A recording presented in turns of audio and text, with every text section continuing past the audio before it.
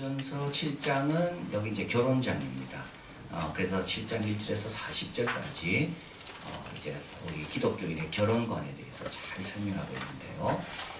이제 이 구절만큼 그러나 사도 바울이 오해받고 있는 구절은 또 없습니다. 여기에 보면 이런 말이 있죠. 음행의 용고로, 2절에 음행의 용고로 남자마다 자기 아내를 두고 여자마다 자기 남편을 두라. 2절에 있는데요. 이걸 가리켜서 사람들은 결혼의 목적은 음행을 막기 위한 거다라고 생각합니다. 네, 그렇지 않습니다. 사도 바울은 그런 뜻으로 말한 게 아닙니다.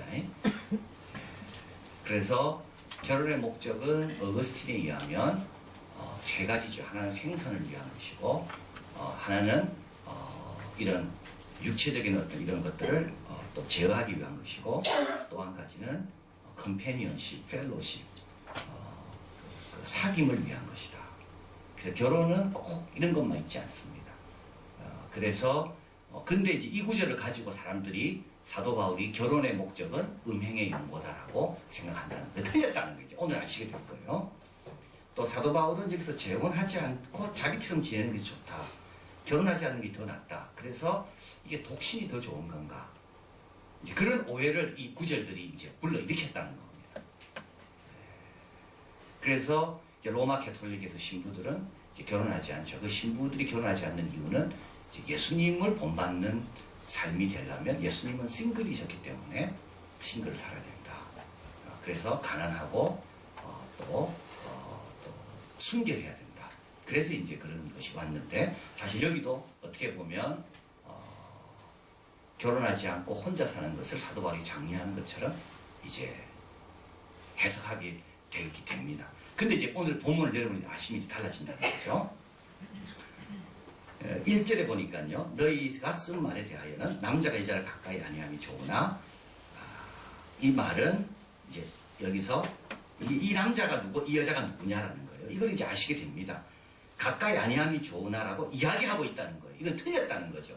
이게 가까이 아니함이 좋다는 말이 틀렸다는 말은 뭐가 맞는다는 거죠? 가까이 해도 된다는 말입니다.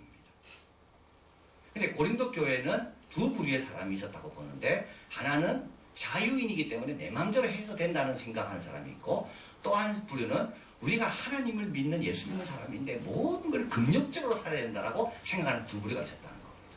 그래서 너희가 쓴 말에 대하여는 이 말은 금욕주의자들입니다. 그래서 고린도 교회 성도들은 처음 신앙생활 하는 사람들이기 때문에 어떻게 하는 것이 신앙생활 잘하는 건지가 막 지금 찾아가고 있는 겁니다. 그 금욕적인 사람들에 대해서 사도 바울이 이제 이야기하는 겁니다. 자, 13절에 어떤 여자에게 믿지 않는 남편이 있습니다. 이것도 나중에 설명하겠지만, 이 어떤 여자는 누굽니까? 예수님을 신실하게 믿는 여자예요. 근데 자기 남편은 안 믿어요. 근데 고린도 교회는 어떻게 가르칩니까? 그런 남편하고 살면 너 큰일 난다라고 가르치는 겁니다. 믿지 않는 사람과 어떻게 생활하냐라는 거죠. 이게 금욕적인 겁니다. 근데 사도 바울은 그에 대해 가르침을 주고 있습니다. 8절 9절 나와 같이 그냥 지내는 것이 좋으니라. 이거는 이제 재혼에 대한 겁니다. 재혼하면 큰일 난다고 이야기하는 거예요. 이게 금욕적인 거예요. 자, 그래서 이제 고린도 교회의 이 금욕적인 사람들에 대해서 사도 바울은 지금 이 7장을 쓰고 있는 겁니다. 그리고 사도 바울은 지금 종말이 임했다고 여기고 있기 때문에 나와 같이 지내는 것이 좋다 그랬지, 이게 2000년 동안 될 줄 알았더라면 사도 바울의 생각은 달랐을 거예요. 그래서 사도 바울의 강조점을 이해하려면 사도 바울이 그때 종말이 임박했다라는 것을 우리가 늘 염두에 두면 이게 무슨 뜻인지 알게 됩니다. 그리고 이제 개방적이고요, 유연하고 아주 현실성 있는 교훈입니다. 자, 그래서 오늘 이제 우리가 그것을 배우게 됩니다. 먼저, 자, 보십시오. 너희 쓴 말에 대하여 남자가 여자를 가까이 아니함이 좋으나 음행의 용도로 남자마다 자기 아내를 두고 여자마다 자기 남편을 두라라는 말은, 이거는 결혼을 하라는 뜻이 아닙니다. 이 뜻은 이미 결혼한 크리스찬 부부에게 하는 말입니다. 이미 결혼을 했어요. 그리고 크리스찬 부부예요. 양쪽 다 믿어요. 그런데 이상한 가르침이 있는 겁니다. 뭐냐 하면 결혼을 했음에도 불구하고 정결하게 경건하게 살려면 어떻게 됩니까? 부부의 자연스러운 그런 친밀함을 하면 안 된다라고 가리키는 겁니다. 사도 바울 근데 뭐라 한다고요? 남자마다 자기 아내를 두고 여자마다 자기 남편을 두라. 여기서 두라라는 말은 결혼하라는 뜻이 아니고요. 가까이 지내라는 말입니다. 이미 결혼했어요. 그래서 이 고린도전서 7장을 잘 이해하려면 이게 지금 누구에게 하는 말인가를 잘 구분해내야 됩니다. 그래야지 그게 제대로 해석하는 겁니다. 그래서 여기서 두라라는 말은 음행의 용고로 결혼해라는 뜻이 아니고요. 그 다음에 뭐가 나옵니까? 5절 한번 읽어볼까요? 서로 분방하지 말라. 이미 결혼한 사람들이에요. 그런데 이상한 가르침이 들어와서 경건하게 살려면 부부가 같은 방을 쓰면 되지 않는다라고 가르치는 겁니다. 그러니까 부부가 이렇게 같이 지내는 것이 어떻게 보면 아주 다른 사람들이 볼 때 우리가 경건하지 못한가 이런 이제 인상을 자꾸 지우는 거죠. 그래서 사도 바울은 뭐라고요? 기도할 때만 분방하지, 그것도 합의해서 분방하지, 나머지는 어떻게 하라고요? 같은 방을 쓰라는 거예요. 자, 그래서 여러분 이제 너희 쓴 말에 대하여는 이 남자와 여자는 이미 부부입니다. 결혼했습니다. 그리고 예수 잘 믿는 사람들입니다. 그런데 뭐라 말하면 가까이 하지 말라는 이런 잘못된 가르침에 대해서 음행의 연구라는 말은 뭡니까? 이거는 아주 현실적인 겁니다. 그러니까 사도 바울이 이 결혼에 대해서 우리에게 뭘 제안할 때 아주 추상적인 게 아니라 아주 현실적인 제안을 하거든요.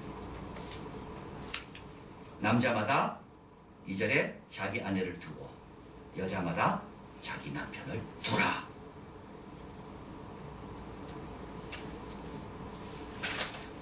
자, 이제 무슨 말씀인지 알겠죠? 네, 그래서 부부가 잘 지내고 부부가 같이 즐거워하고 같이 기뻐하는 것은 전혀 영적으로 문제가 아니다. 전혀 문제가 아니다. 하나님이 만들어 놓은 창조 질서 가운데 아담과 이브처럼 벌거벗었지만 서로 부끄러워하지 않는 부부의 그런 아름다운 것들은 전혀 죄가 아니다. 그 여기서 이야기해요. 자, 이제 두 번째로 이제 케이스가 다릅니다. 첫 번째 케이스에 대해서 이야기했죠. 두 번째 케이스는 이제 8절입니다. 같이 읽어봅니다. 내가 혼인하지 아니하는 자들과 및 과부들에게 이르노니 나와 같이 그냥 지내는 것이 좋으니라. 자, 이 구절은 나와 같이 그냥 지내는 것이 좋다라는 말은, 이 나와 같이라는 말은 사도 바울이 지금 혼자라는 말이죠. 그런데 어떻게 혼자 됐습니까? 사도 바울은 결혼을 했겠습니까? 안 했겠습니까? 했습니다. 그 앞에 누가 나옵니까? 과부들이 나오죠. 혼인하지 아니하는 자들은 누굴까요? 과부의 반대말은, 아니, 과부의 남성형은 뭡니까? 호랍입니다. 이 호랍을 지금 이야기하고. 호랍이나 과부들에게 이르노니 나와 같이. 이 나는 누굴까요? 나도 뭐라고요? 나도 호랍이라는 말이에요. 사도 바울은 왜 혼자 됐을까요? 이거는 학자들에 의하면 사도 바울은 율법에 정통한 사람이기 때문에 율법을 잘 지키는 사람은 무조건 결혼해야 됩니다. 근데 사도 바울 결혼했겠죠? 율법을 잘 지키는 여자와. 근데 사도 바울이 예수님을 믿고 회심하면서 그 여자가 사도 바울을 권했다. 그래서 혼자 된 거예요. 자, 그래서 이제 호라비들에게 이야기합니다. 호라비들이여, 또 과부들이여, 그들에게 이른다. 나도 호랍이다. 그러나 나와 같이 그네는 것이 좋다. 그러나 9절 뭐라고요? 만일 절제할 수 없거든. 뭐라고요? 여기서 혼인이란 말은 뭡니까? 재혼인 겁니다. 재혼인 거예요. 39절 한번 읽어봅니다. 아내가 그 남편이 살 동안에 매여 있다가 남편이 죽으면 자유하여 자기 뜻대로 시집 가시나 주 안에서만 할 것이니라. 재혼 허락하고 있는 겁니다. 주 안에서만 하면 됩니다. 주 안에서만 하면 됩니다. 그래서 사도 바울은 이제 종말이 임박했기 때문에, 그렇게 생각했기 때문에 나와 같이 지내는 것도 괜찮지만 그러나 절제할 수 없으면, 아주 현실적인 거죠. 아주 현실적인 겁니다. 그러면 재혼해라. 그러나 주 안에서만 해라. 첫 번째 경우는 뭡니까? 둘 다 예수님을 믿는 경우입니다. 이때 어떻게 돼요? 둘이 자연스럽게 하나님이 짝지어주신 그 짝 서로 하나됨을 마음껏 누려라. 두 번째는 뭐죠? 혹시 혼자 됐는가? 그러면 어떻게 해요? 절제할 수 없으면 재혼해도 된다. 이게 재혼에 대한 가르침이에요. 그 다음에 이제 세 번째 이혼에 대한 겁니다. 그 케이스가 다릅니다. 이렇게 나누어야지 본문을 제대로 이해할 수 있다는 말씀입니다. 10절 11절 읽어봅니다. 혼인한 자들에게 내가 명하노니 여자는 남편에게 갈리지 말고 남편도 아내를 버리지 말라. 만일 갈릴지라도 그냥 지내든지 다시 그 남편과 화합하든지 하라. 자, 여기서 이혼은 무조건 나쁘다는 뜻이 아닙니다. 여기서 이혼을 무조건 나쁘다는 뜻이 아닙니다. 여기서 말하는 말은 이혼의 목적이 뭔가라는 거예요. 자, 보세요. 갈릴지라도 뭐라고요? 그냥 지내든지 다시 그 남편과 화합하든지 하라. 이 뜻은 뭡니까? 이혼의 목적이 뭘까요? 다른 사람과 살기 위해 이혼하는 겁니다. 그건 안 된다는 거예요. 그건 안 된다는 거예요. 제발 이혼해달라. 그건 안 된다는 거예요. 정말 같이 못 살겠습니까? 그럼 어떻게 돼요? 이혼하지만 어떻게 하라고? 그냥 혼자 지내든지 그리고 다시 그 남자와 합하든지.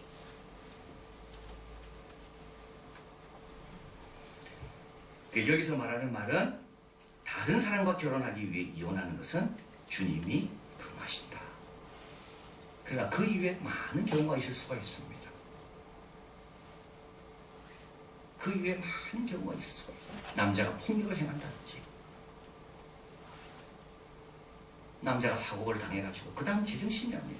그래서 자꾸 가정에 폭력을 하고 아내를 위험하게 만들어. 그럼 어떻게 해요? 같이 못 사는 거죠. 그런 걸 말하는 게 아닙니다. 여기서 이혼하지 말라는 말은 내가 다른 여자와 다른 남자와 살고 싶어서 내 지금 살고 있는 그 배우자와 이혼하는 것을 하지 말라는 뜻입니다. 그 이외의 것은요. 그 이외의 것은 우리가 잘 판단하기 어려워요. 얼마나 개방적인지 몰라요. 자, 그 다음에 이제 이게 중요한 거예요. 이제 예수님을 이제 이게 고린도 교회는 처음부터 예수 믿는 그 동네가 아니죠. 그리고 조상 대도를 믿어온 과정들이 아닙니다. 근데 사도 바울이 고린도 교회를 세우고 거기서 전도할 때 이제 부부 가운데 한쪽만 예수님을 믿게 됐어요. 그런 경우입니다. 한쪽만. 자, 12, 13절 읽어봅니다. 그 남은 사람들에게 내가 말하노니 이는 주의 명령이 아니라 만일 어떤 형제라는 말 믿는 사람입니다. 형제에게 믿지 아니하는 아내가 있어 남편과 함께 살기를 좋아하거든 저를 버리지 말며, 또 어떤 여자에게 이거는 예수 믿는 자매입니다. 믿지 아니하는 남편이 있어 그 아내와 함께 살기를 좋아하거든 그 남편을 버리지 말며.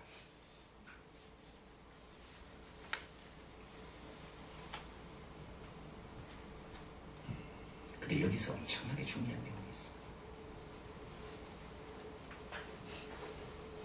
제가 어저께 이제 이 말씀을 딱 깨닫고, 물론 뭐 제 스스로 깨달은 건 아닙니다. 이게 뭐 참고를 하다가 딱 깨닫고, 오늘 설교는 이걸로 끝. 참 중요해요.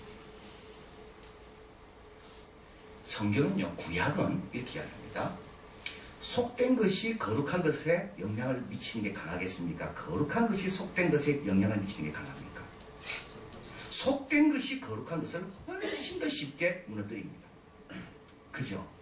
악한 것이 선한 것보다 5배 세다 그랬습니다. 그래서 여러분, 내가 뭐 상처를 받았습니까? 그러면 이 상처를 해결하기 위해서는 좋은 걸 5배 경험해야지 그게 간신히 풀리는 게 인간입니다. 그래서 선한 것은 약합니다. 악한 것은 훨씬 쉽습니다. 선한 걸 끄집어내려면요 5배 노력을 해야 돼요. 악한 걸 끄집어내는 건 너무 쉬워요. 그게 선동가들이죠. 선동가들의 특징은 뭡니까? 남의 속에 있는 안 좋은 걸 끄집어내는 게 선동가입니다. 지도자는요, 다른 사람이 있는 선한 걸 끄집어내는 게 지도자예요.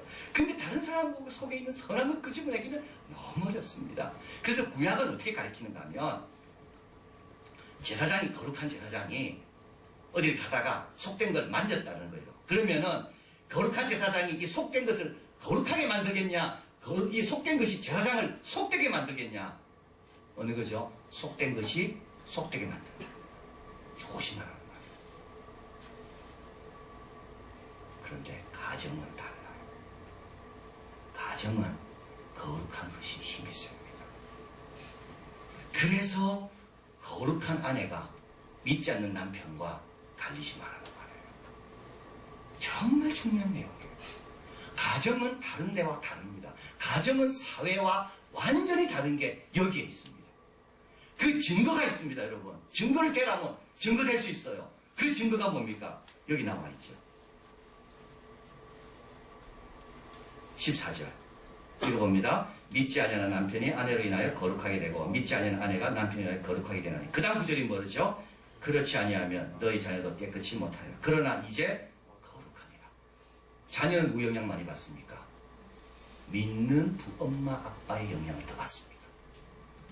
똑같이 아버지하고 엄마하고 반반씩 안 믿어요. 반은 믿고 반은 안 믿어. 근데 이상하게 그 자녀들은 뭡니까? 신앙생활합니다. 여러분 대부분 한번 보십시오.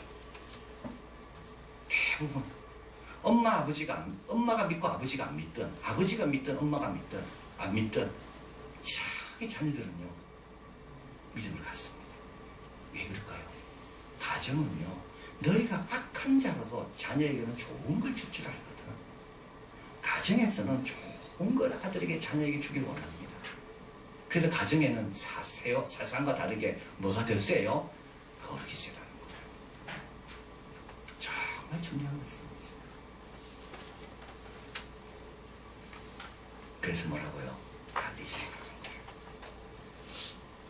그 사람이 비록 거룩하지 못한다 할지라도 아내와 함께 살기를 원하면 믿는 아내들이여 갈리지 말고 믿는 남자들이여 갈리지 마라. 16절 읽어봅니다. 아내된 자여 내가 남편을 구원할지 어찌할 수 있으며 남편된 자여 내가 아내를 구원할지 어찌할 수 있으리요. 가정에서는 뭐가 더 세다고요? 거룩이 세다. 그게 가정만이 갖는 특별한 점입니다. 자, 그래서 사도 바울은 이미 결혼한 부부, 홀로 된 사람, 또 이혼에 대한 이런 것들, 그리고 믿는 사람과 믿지 않는 남편과 함께 사는 그런 가정, 그에 대해서 다 사도 바울이 크게 해당되는 말씀들을 따로따로 주고 있는 것. 자, 그럼 일반 규칙이 있습니다. 17절 같이 읽어봅니다. 오직 주께서 각 사람에게 나눠주신 대로 하나님이 각 사람을 부르신 그대로 행하라. 내가 모든 교회에 이와 같이 명하노라. 나눠주신 각 사람에게 나눠주신 거예요. 홀로 됐습니까? 홀로. 상처했습니까? 상처한 대로. 각 사람마다 다 형편이 다르다는 거예요. 각 사람마다 다 다르다는 거예요. 가정 형편은 다 다른 겁니다. 그 다음에 18절 한번 읽어봅니다. 할례자로 부름을 받았는 자가 있느냐? 무할례자가 되시냐고요. 무할례자로 부르심을 받은 자가 있느냐? 할례 받지 말라. 엄청난 말. 19절 읽어봅니다. 할례 받는 것도 아무것도 아니요. 할례 받지 않는 것도 아무것도 아니로되 오직 뭐라고요? 하나님의 계명을 지킬 따릅니다. 하나님 계명 지키는 게 중요하지. 내가 왜 할례자가 못 됐나? 그게 중요한 게 아니라는 거예요. 제가 대학 다닐 때 선교단체에서 훈련을 받았는데요. 그 선교단체는 좀 특별한 곳입니다. 우리 모두가 다 형제자매다. 이걸 강조합니다. 그래서 이제 형제자매, 그래서 부를 때 형제자매라고 불러요. 우리 신학교 다니는 우리 전도사님 또는 현지에서 목회하는 목사님이 왔어요. 그분에게 이야기합니다. 대단히 죄송한데 우리는 다 형제자매이기 때문에 그리스도 안에서 더 이상 목사로 안 부르고 형제로 부르겠습니다. 그게 불렀어요. 나도 그렇게 부르고 그게 뭐 대단한 줄 알았어. 그걸 못 받아들인 그 교만한 사람인 줄 알았어. 근데 여기 뭐예요? 할례자로 부름 받았느냐? 뭐가 되지 말라고요? 무할례자가 되지 말라고. 쓸데없이 하나님이 정해놓은 그 질서와 이런 것들을 쓸데없는 인간 생각으로 자꾸 무효화시키지 말라는 거예요. 목사는 목사일 거예요. 어디 감히 목사님한테 가가지고 형제라고 불러. 하나님이 세웠는데. 그럼 우리 아버지가 왔어요. 아버지, 여기는 형제자매라고 다 부릅니다. 지금부터 아버지라고 형제라고 부르는데 기분 나쁘면 기도 더 하셔야 됩니다. 여러분, 자연스럽습니까? 자연스럽지 않아요. 제가 그때 이 구절을 알았으면 그분 지금 어디 가서 뭐 하시는지 모르겠지만 그분 참 힘들었을 거예요. 할례자로 부름 받았습니까? 괜히 무할례자 된다면서 나는 이런 사람이라 그러지 말라는 거예요. 그러면 할례자로 살고, 무할례자로 부름 받았습니까? 그럼 또 할례 받으려고 하지 말고 하나님께는 뭐라고요? 아무것도 아니다. 단지 중요한 거는 하나님의 계명을 지키는 게 중요하다.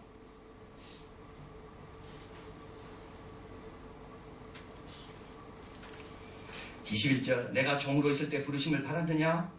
염려하지 말라. 그러나 하나님께서 자유롭게 해줬습니까?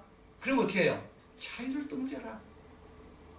하나님께서 우리 부부를 부부되게 하셨습니까? 그러면 그걸 또 누리는 거예요. 하나님께서 나는 혼자 살게 하십니까? 때로는 또 하나님의 뜻이 올 때까지, 주안의 뜻이 드러날 때까지 그냥 혼자 사는 거예요. 그냥 하나님께서 나는 믿지 않는 남편 때문에 계속 십자가를 지며 살아야 됩니까? 그럼 어떻게 해요? 또 그렇게 그냥 사는 거예요. 그냥 중요한 거는 뭐라고요? 하나님의 계명을 지키냐 안 지키냐가 중요하다는 거예요. 내가 어떤 배우자와 살고 있느냐가 중요한 게 아니에요. 내가 하나님의 계명을 지키는가. 24절 읽어봅니다. 형제들아 각각 부르심을 받은 그대로 누구와 함께 거하라고요? 하나님과 함께 거하는 게 중요하다고요. 하나님과 함께 거하는 게 중요한 거예요. 다시 말하면 일반적인 규칙 5번 다시 올라갑니다. 어디가 중요한 게 아니라 어떻게 사는가가 중요하다. 내가 어디에 속해 있는가, 내가 어디에 있는가가 중요한 게 아니라 어떻게 사는가가 중요하다. 내가 광야에 있어서 그 광야에서 하나님께서 길을 예비하신 걸 보며 살면 그거는 그보다 영광스러운 게 없는 거예요. 그러나 가나안 땅에 들어가도 욕심만 부리고 탐심만 일어나서 우상에 막 가고 있으면 그거는 절대 칭찬하는 삶이 아닌 겁니다. 근데 오늘날 우리 한국 사회는 뭘 자꾸 물어봅니까? 당신은 어디에 속했는가 자꾸 물어봐요. 근데 그건 틀린 말이에요. 당신은 어떻게 사는가가 중요해요. 당신은 하나님과 함께 사는 삶을 삽니까? 당신이 어떻게 사는가가 중요해요. 다윗은 양치는 목동이었습니다. 그러나 그 양을 그냥 치지 않습니다. 왕처럼 칩니다. 사울은 왕이었습니다. 그러나 사울은 그 위치에 있어도 다윗보다 훨씬 못한 마음으로 다윗 시기하면서 그 높은 자리에서 보내고 있는 거예요. 하나님은 우리에게 네가 어디에 있느냐 묻지 않을 겁니다. 네가 어떤 배우자와 사느냐 묻지 않을 거예요. 하나님은 네가 어떻게 사는가를 묻는 거예요. 어떻게 네가 사는가? 혼자라도 어떻게 살고 부부라도 어떻게 살고 네가 어떻게 사는가? 자, 그래서 우리도 18절 할례자로 부름 받았습니까? 무할례자가 되지 말고 쓸데없는 금욕적인 거 가지고 쓸데없는 굴레를 씌우지 말고, 그렇다고 또 무할례자로 부름 받았습니까? 그럼 어떻게 해요? 또 할례자가 되려고 하지 말고 각자 위치에서 감사함으로 2달란트, 1달란트, 5달란트 각자 주신 그 분량에 맞게끔 열심히 감당하면 됩니다. 이것도 저것도 아무것도 아니다. 대단한 말씀입니다. 우리 주님께는 혼자 있으나 부부가 같이 있으나 믿지 않는 남편과 있으나 다 동일한 거예요. 그게 그렇게 중요한 게 아니에요. 그게 우리 주님이 중요한 건 뭡니까? 네가 하나님과 함께 하는가, 하나님의 말씀을 네가 지키면서 그 자리에 있는가, 그게 우리 주님께 중요한 거. 자, 그래서 우리도 여러분 남에 대해서 함부로 말하지 마시고 함부로 판단하지 마시고 그저 내가 있는 자리에서 나는 하나님과 함께하며 계명 잘 지키자. 그게 사도 바울이 우리에게 주시는 고린도전서 7장의 주 메시지입니다. 기도하겠습니다.